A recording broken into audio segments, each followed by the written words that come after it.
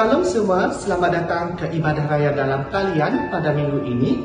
Kami sangat bersuka cita kerana jemaat Tuhan tetap setia bersama-sama dalam ibadah ini. Kita bersyukur atas kebaikan Tuhan dalam memimpin, membantu dan menolong kita dalam membangunkan kehidupan kita sampai pada hari ini. Sebelum memulakan ibadah raya kita pada hari ini, saya membawa kita untuk merenungkan beberapa ayat firman Tuhan dari Yeremia 17 ayat 7.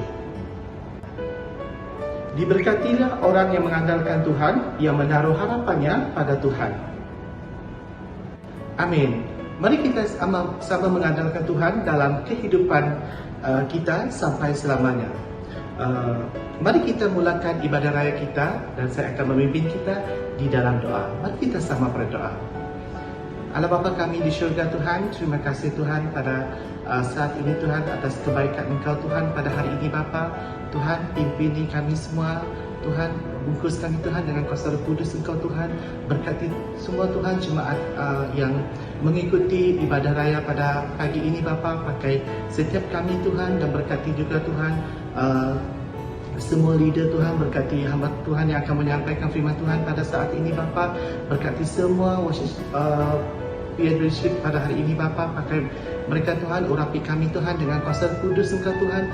Dimanapun kami berada pada saat ini Tuhan, mengikuti ibadah online pada hari ini Bapa. Kau pakaikan semua kami Tuhan, Kau berilah kesehatan Tuhan, kemurahan Tuhan, kesehatan baik dalam kehidupan kami dan keluarga kami Bapa. Pakai kami Tuhan, dan kami minta Tuhan semua doa ini Tuhan di dalam nama Tuhan Yesus Kristus Tuhan, Juru Selamat kami telah berdoa. Amin.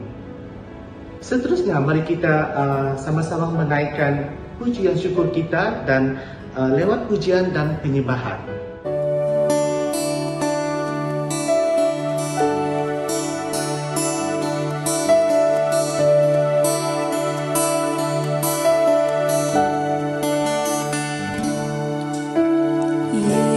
Yesus, Kau sungguh baik. Yesus, namamu indah.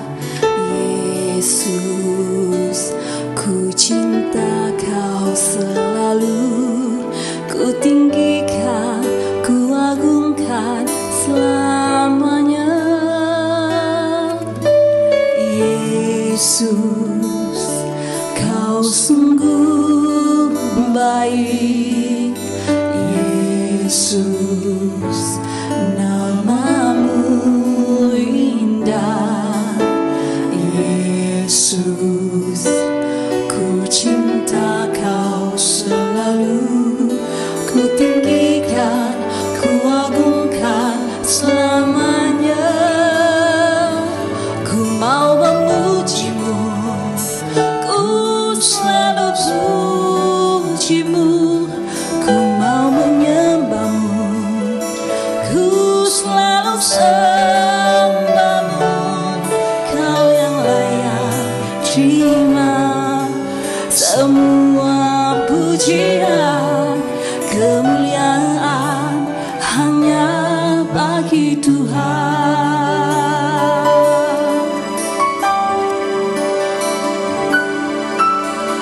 Yesus, Kau sungguh baik. Yesus, namamu indah. Yesus, ku cinta Kau selalu. Ku tinggikan, ku agungkan selamanya. Ku mau memujimu, ku selalu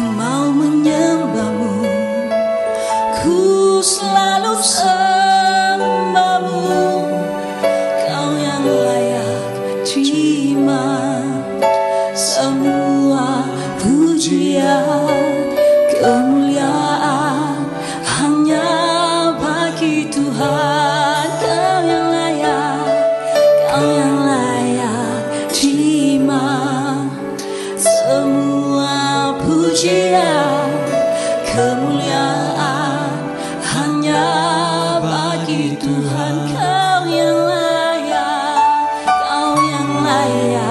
terima semua pujian, kemuliaan hanya bagi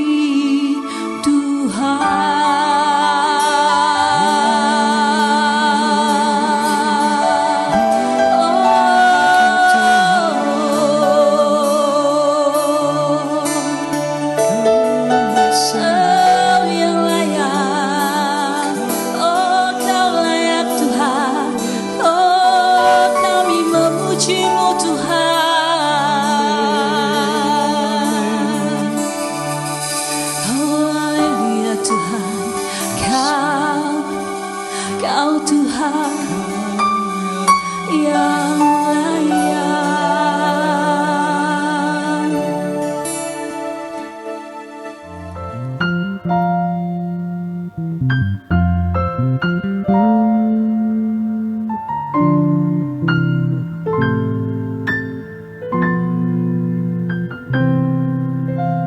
Ku hidup oleh anugerah-Mu, yang terbaik ku terima dari-Mu. Rancangan-Mu indah bagiku,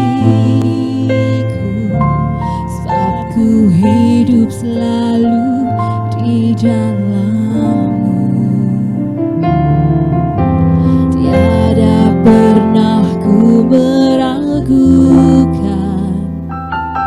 bukti kasih dan karya salib-Mu. Kau telah mati gantikan hidupku, sebab itu ku selalu bersyukur. Kasih-Mu memulihkan hidupku, kuasa-Mu membangkitkan rohku. Darah-Mu telah tercurah bagiku, pengorbanan-Mu sempurna.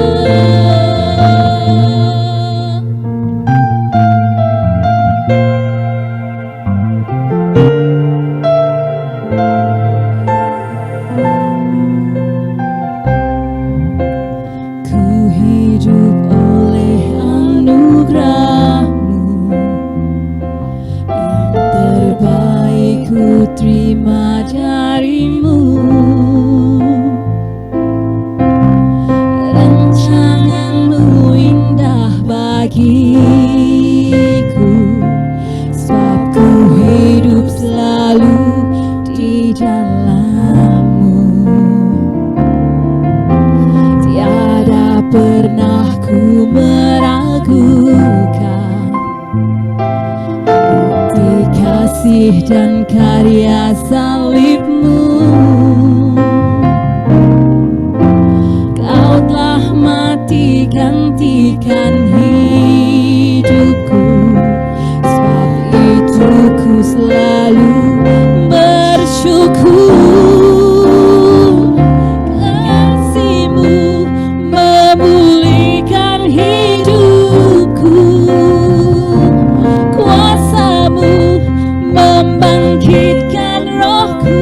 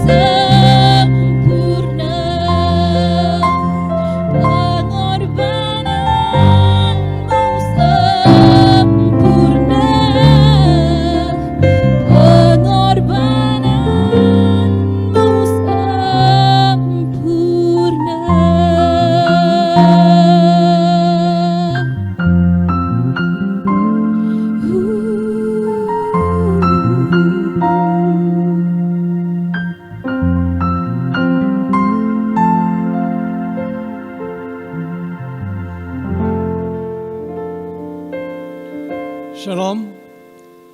Kita berbangga atas kasih setia Tuhan dan pertolongannya yang tetap bersama kita selaku anak-anaknya. Dalam ibadah atas talian ini, kita percaya penyertaan Tuhan pasti ada bersama-sama dengan kita sebagai anak-anaknya.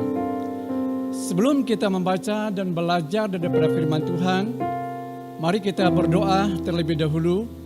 Saya akan memimpin kita di dalam doa. Tuhan Bapa di surga, Bapa yang kami sembah di dalam Yesus Kristus, pada saat pagi ini kami sangat mengucap syukur karena Engkau adalah Allah yang baik, Allah yang bersama kami di dalam seluruh kehidupan ini, dan Engkau juga yang mempersatukan kami pada pagi ini di dalam ibadah. Terima kasih karena Tuhan telah menyertai tim puji sembah yang sudah melayani kami sebentar tadi. Kami tahu Tuhan Engkau sudah memakai setiap mereka, bukan hanya untuk hari ini, bahkan untuk seterusnya. Sebentar hamba-Mu membaca dan melayani firman Tuhan, urapi hamba-Mu di dalam panggilan dan rencana Allah untuk menyampaikan maksud Tuhan kepada seluruh anak-anak Tuhan yang mendengar dan menonton siaran ibadah atas talian kami pada pagi hari ini. Dan seluruh jemaat Tuhan dimanapun berada, biarlah Tuhan memberkati setiap kami. Terpuji nama Tuhan, di dalam dan di atas nama Yesus kami sudah berdoa dan mengucap syukur. Amin.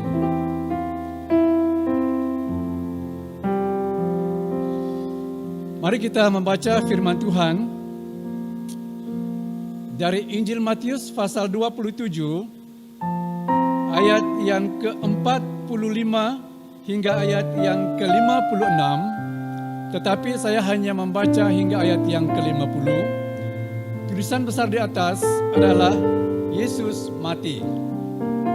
Ayat yang ke-45, mulai dari jam 12, kegelapan meliputi seluruh daerah itu sampai jam 3. Kira-kira jam 3, berserulah Yesus dengan suara nyaring, Eli, Eli, lama sabachthani. Artinya, Allahku, Allahku, mengapa engkau meninggalkan aku? Mendengar itu, beberapa orang yang berdiri di situ berkata, ia memanggil Elia. Dan segera datanglah seorang dari mereka, ia mengambil bunga karang, mencelupkannya ke dalam anggur asam, lalu mencucukkannya pada sebatang bulu dan memberi Yesus minum. Tetapi orang-orang lain berkata, jangan, baiklah kita lihat apakah Elia datang untuk menyelamatkan dia. Ayat yang terakhir, Yesus berseru pula dengan suara nyaring, lalu menyerahkan nyawanya. Pada malam Jumat minggu yang lepas, kita telah mendengar khotbah daripada pusat yang dibawa oleh Reverend Dr. Henry Padin berkaitan dengan ibadah Jumat Agung, yaitu mengenai kematian Tuhan Yesus Kristus. Dan pagi ini saya juga membawa kita untuk belajar daripada firman Tuhan, yaitu kematian Yesus di kayu salib.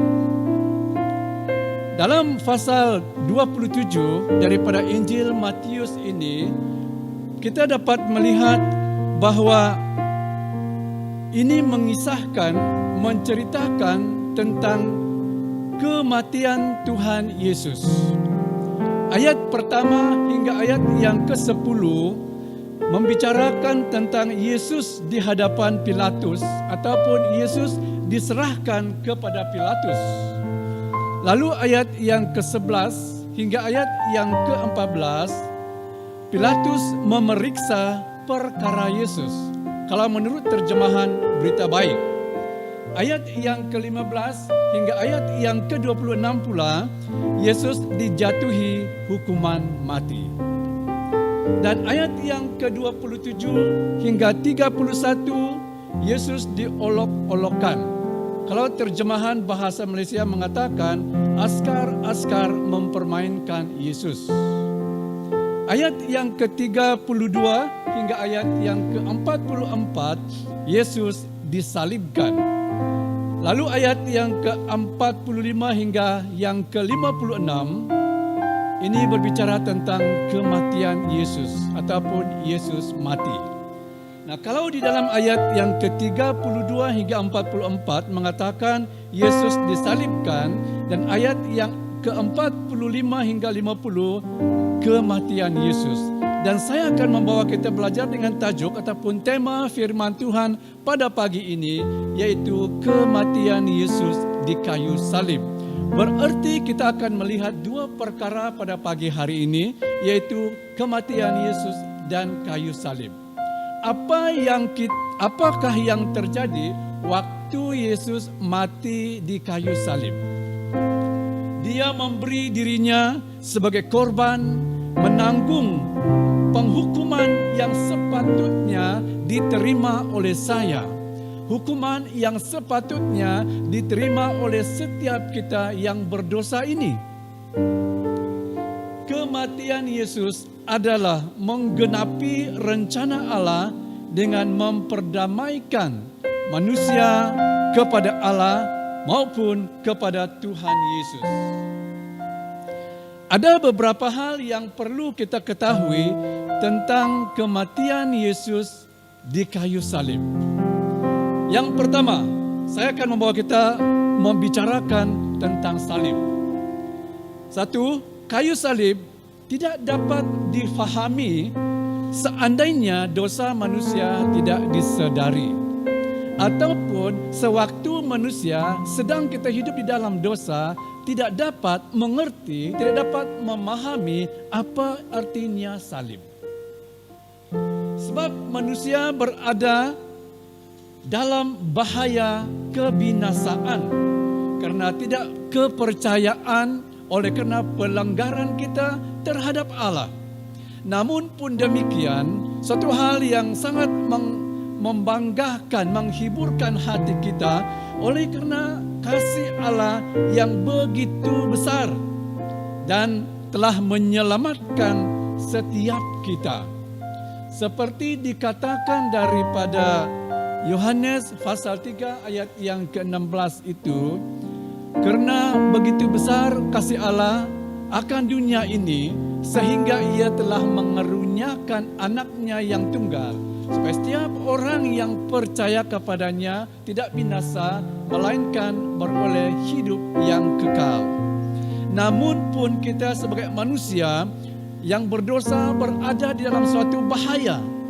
Oleh karena ketidakpercayaan, oleh karena pelanggaran kita terhadap Tuhan. Tetapi kasih Allah yang begitu besar, Dia menyerahkan anak tunggalnya Yesus Kristus supaya mati di atas kayu salib untuk menggantikan kita. Allah mengaruniakan anaknya sebagai korban penghapus dosa kita di atas kayu salib. Sebab semua manusia telah berdosa, sebab semua manusia telah melakukan pelanggaran di hadapan Allah. Roma pasal 3 ayat 23 terjemahan bahasa Malaysia, semua orang sudah berdosa dan jauh daripada Allah yang menyelamatkan mereka.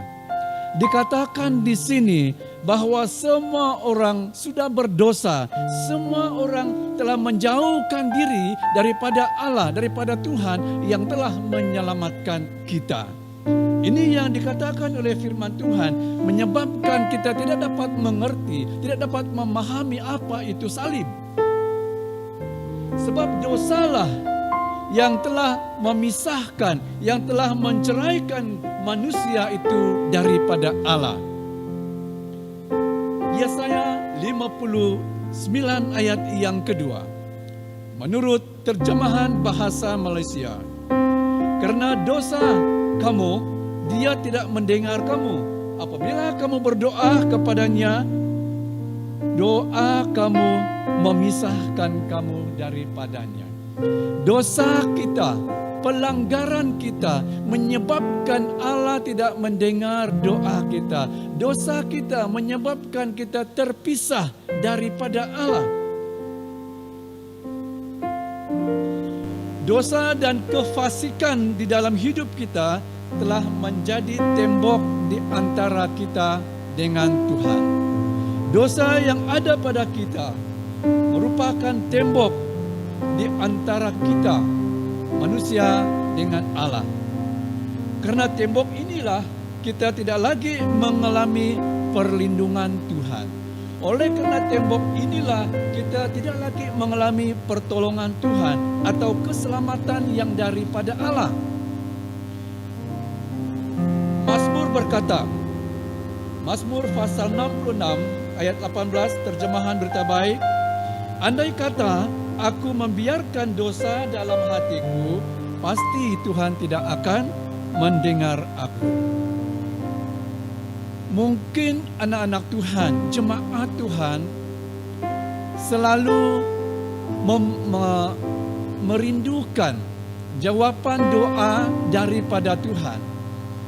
Oleh karena doa kita tidak dijawab, oleh doa kita tidak didengar, di sini kita pasti akan belajar kemungkinan masih ada sesuatu di dalam kita dan menyebabkan Tuhan tidak mau mendengar, menyebabkan suatu tembok yang memisahkan kita daripada Tuhan, maka itulah doa kita tidak dijawab dan tidak didengar oleh Tuhan. Nah, di sini membawa kita sebagai anak Tuhan belajar supaya mengetahui apa itu salib. Ya. Yang kedua, yaitu kayu salib bukanlah suatu kebetulan, tetapi suatu yang dirancangkan oleh Allah. Menurut Roma pasal 2 ayat yang ke-23, dia yang diserahkan Allah menurut maksud dan rencananya telah kamu salibkan dan kamu bunuh oleh tangan bangsa-bangsa durhaka. Dia diserahkan Allah menurut maksud dan rencananya. Jadi kematian Yesus disalib di atas kayu salib suatu rencana yang telah dirancang lebih awal oleh Allah, bukanlah suatu kebetulan. Nah, sebelum dunia diciptakan, Allah Bapa telah menentukan agar anaknya akan menggenapi peranannya sebagai penyelamat orang yang berdosa. 1 Petrus pasal yang pertama ayat yang ke-20 terjemahan bahasa Malaysia, dia dipilih oleh Allah sebelum dunia ini diciptakan. Oleh itu, menjelang akhir zaman ini dia datang untuk menyelamatkan. Ya, menjelang akhir zaman ini dia ataupun Tuhan datang untuk menyelamatkan. Ini menjelaskan kepada kita bahwa salib itu bukanlah suatu kebetulan, tetapi sudah dirancangkan oleh Allah jauh lebih sebelumnya. Dirancangkan oleh Allah sebelum dunia diciptakan. Bapa dan anak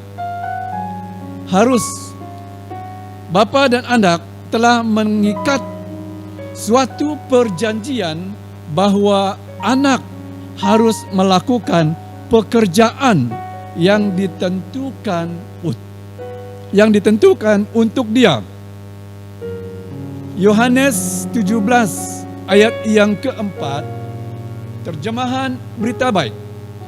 Aku sudah memuliakan engkau di atas bumi dengan menyelesaikan tugas yang engkau berikan kepadaku.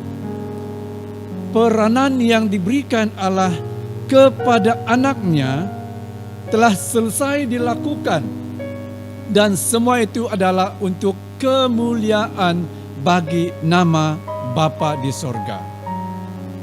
Ini adalah perjanjian yang telah diikat oleh Bapa dan anak, dan akibatnya orang dari berbagai negara akan menjadi milik pusaka Tuhan. Di dalam dunia ini tidak seorang pun raja yang menerima janji seperti ini. Janji ini hanya digenapi dalam Raja Mesias, yaitu Yesus Kristus. Tidak seorang pun raja di dunia ini yang oleh karena dia raja dapat menyelamatkan semua rakyat ataupun orang yang berdosa, melepaskan orang yang terikat di dalam perbuatan-perbuatan kegelapan. Tidak ada, hanya di dalam Yesus Kristus. Jadi di sini membawa kita untuk melihat bahwa salib adalah jalan di mana setiap kita dapat dilepas dan dibebaskan daripada ikatan-ikatan dosa.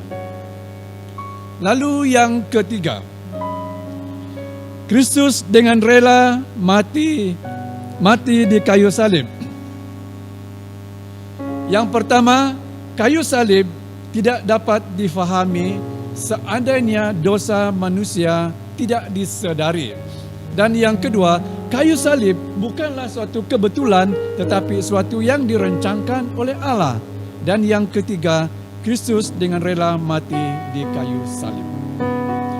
Sejak permulaan dunia ini, Tuhan Yesus telah memberi dirinya dengan rela di kayu salib. Karena kematian Yesus di salib, suatu warisan yang begitu besar telah disalurkan kepada semua umat Allah.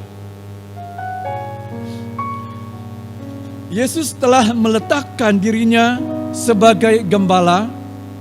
Menurut Yohanes pasal 10 ayat yang ke-11, "Akulah gembala yang baik. Gembala yang baik memberikan nyawanya bagi domba-dombanya." Dalam ayat ini, Yesus menyatakan bahwa dialah gembala yang baik yang telah dijanjikan. Gembala yang sudah dijanjikan. Gambaran ini menunjukkan cara yang lemah lembut dan penuh kasih sayang dari Yesus dalam hal dia memelihara umatnya. Allah dan Tuhan kita adalah Tuhan yang memelihara kita dengan lemah lembut, dengan penuh kasih sayang. Kenyataan ini menekankan Kristus sebagai gembala. Kematiannya di kayu salib menyelamatkan domba-dombanya. Kematiannya merupakan harga yang dibayar untuk membebaskan semua manusia dari kuasa dosa, dari hukuman, dan dari kematian. Itu yang kita lihat di sini tentang kerelaan Tuhan Yesus mati di atas kayu salib. Lalu yang keempat, Kristus mati menanggung penghukuman bagi orang yang berdosa. Dia menanggung dosa semua manusia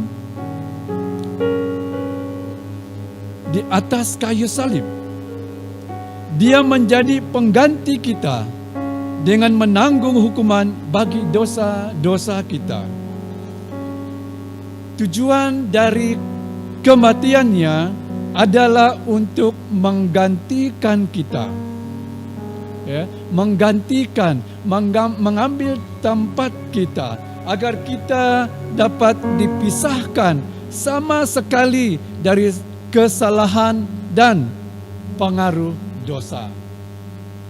Ini yang kita lihat. Tujuan daripada kematian Tuhan Yesus menggantikan kita, dan Dia mau supaya memisahkan, supaya kita terpisah sama sekali sepenuhnya daripada kesalahan dan pengaruh-pengaruh dunia. Pengaruh-pengaruh dosa. Adalah untuk membuka jalan hingga kita dapat kembali kepada Tuhan.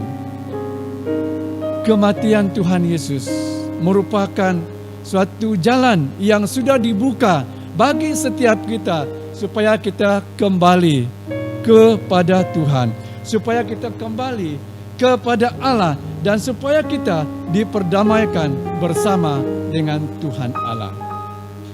Menurut Roma pasal 3 ayat 24 hingga 26, 24 berkata, dan oleh kasih karunia telah diberi dengan cuma-cuma karena penebusan dalam Kristus Yesus. Kristus Yesus telah ditentukan Allah menjadi jalan pendamaian karena iman dalam darahnya.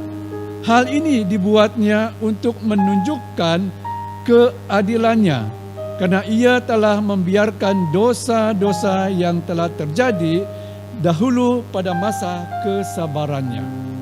Ayat yang ke-26, maksudnya ialah untuk menunjukkan keadilannya pada masa ini, supaya nyata bahwa ia benar dan juga membenarkan orang yang percaya kepada Yesus. Kristus Yesus telah ditentukan Allah menjadi jalan perdamaian karena iman di dalam darah Tuhan Yesus Kristus. Oleh itu, jemaat Tuhan yang saya kasihi dalam Yesus Kristus, biarlah pada pagi hari ini melalui pelayanan firman Tuhan membawa setiap kita untuk mengerti tentang salib dan kematian Yesus bagi setiap kita. Oleh itu, pada pagi hari ini kiranya seluruh jemaat Tuhan diberkati oleh firman Tuhan ini. Mari kita datang kepada Tuhan di dalam doa. Saya akan membawa kita dalam berdoa. Tuhan Bapa di surga, kami berterima kasih atas pemeliharaan dan penyertaan Tuhan di dalam ibadah kami pada pagi hari ini. Segala sesuatu yang telah kami lakukan bukan kemampuan kami, tetapi oleh karena turut campur tangan Tuhan bersama-sama dengan kami. Terpuji nama-Mu ya Bapa. Biarlah seluruh jemaat Tuhan diberkati bersama pada pagi ini. Tuhan, kami berdoa, serahkan semua pemimpin BEM Sarawak yang berada di pusat. Tuhan, Engkau mengenal siapa mereka. Kami doakan untuk Pastor Bina Agung sebagai Presiden. Kami doakan Reverend Dr. Henry Padin sebagai Timbalan Presiden. Kami doakan untuk Elder Stanley Sigar sebagai setiausaha. Demikian juga untuk Pastor Agatha yang selaku bendahari.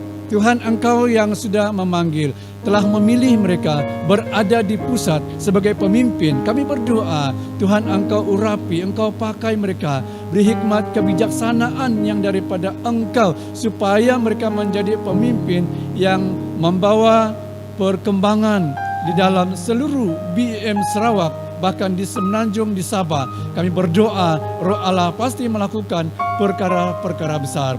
Kami doakan juga untuk semua majlis umum yang berada di pusat, yang namun pun kami tidak dapat menyebut nama satu persatu mereka. Ke-14 orang sebagai majlis umum, kami doakan semua mereka.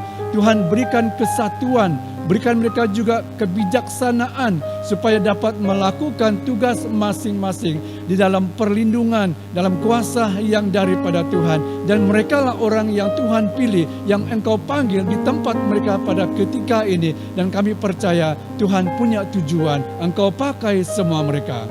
Bapa, kami berdoa pada pagi hari ini untuk kehidupan kami sepanjang minggu yang akan datang. Aktiviti, pekerjaan, tugas masing-masing kami letakkan di dalam tangan Tuhan. Biarlah Engkau yang mendahului di dalam segala sesuatu, supaya kami mampu dan kami dapat melakukan semuanya oleh karena Yesus berserta dengan kami. Terpuji nama-Mu ya Bapa. Kami bersyukur dan berterima kasih karena Engkau mati di atas kayu salib menggantikan setiap kami, bahkan telah menyelamatkan kami. Adanya kami hari ini adalah karena penyelamatan yang Engkau telah kerjakan di dalam kami. Terpuji nama Tuhan. Di dalam nama Yesus kami sudah berdoa dan mengucap syukur. Amin. Oke, sekian. Tuhan memberkati kita semua.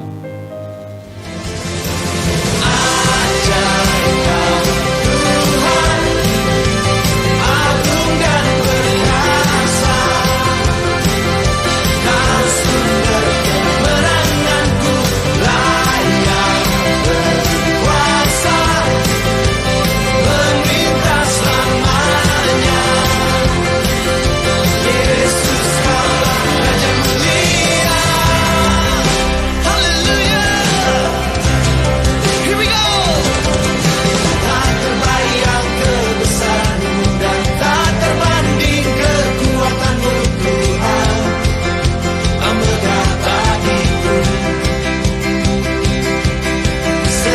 jiwa